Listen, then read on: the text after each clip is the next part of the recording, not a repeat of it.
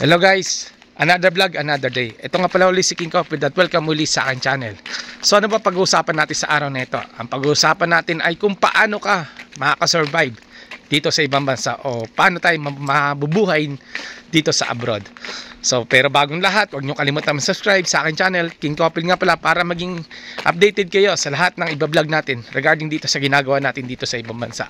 So tara, samahan nyo ulit ako. Tip number 1, matutong mag-budget at huwag gawing ATM ang sarili. Ba't ko nga ba nasabi yun? Kasi once na nandito ka na sa ibang bansa, syempre malaki ng kita mo, malaki ng gastos mo. Importante kasi may monthly breakdown ka tulad sa pagkain, sa transportation, sa padala, sa savings. Hindi lahat ng kinikita dapat pinapadala. Dahil kailangan magtabi ka para sa sarili mo, para sa future mo. Yun ang una. So ano ba pangalawa? Piliin ng tamang kaibigan. Siyempre dito sa ibang bansa, marami kang makikilala, marami kang makakasalamuha, marami kang makakasama. Siyempre, piliin mo yung mga positibong pananaw, yung mga masipag yan, may mga pangarap, para at least kahit paano, madadala ka. Hindi yung idadaling ka sa ibang bagay na alam mo na mapapasama para sa iyo. Number 3, iwasan ang utang. Yan ang pinakamalaki sa lahat. Yung wag ka mangungutang. Bakit ka mo hindi? Kasi tulad yan, nasa ibang bansa tayo, hindi mo na mamalayan, panay ka gastos, panay ka gala, panay ka pasyal. Pero yung budget na kinikita mo, hindi pala sapat para sa mga pangangailangan mo. Kaya mangyayari, utang ka dito, utang ka doon. Sino maapektuhan? Siyempre, ang pamilya mo. So, yun ang pangatlo.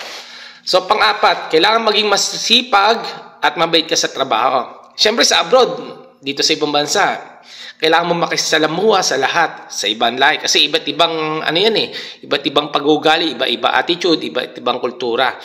So, kailangan malaki yung pagpipigil mo na, halimbawa, huwag ka magagalit sa mga katrabaho mo, kailangan maging mabait ka, maunawain. Tandaan mo, kaya ka nagpunta sa ibang bansa is para sa pamilya mo. Kasi sila yung dahilan, kaya ka nandito, di ba? So, ano bang sumunod? Number 5. Kailangan alagaan ng sarili, physically, mentally, saka spiritually. Tandaan mo, hindi biro homesick dito sa ibang bansa. Nakakapagod, nakakaiyak, nakakalungkot. Pero kaya mo yan. Alagaan mo mental health mo kasi dapat kumain ka ng maayos, matulog ng tama, magdasal kung kinakailangan. Dapat talaga. Hindi dahil kinakailangan, dapat. Kasi, syempre, sama tayo kukuha ng lakas. Syempre, sa taas. So, yun. Yun ang mga tips na dapat natin sundin.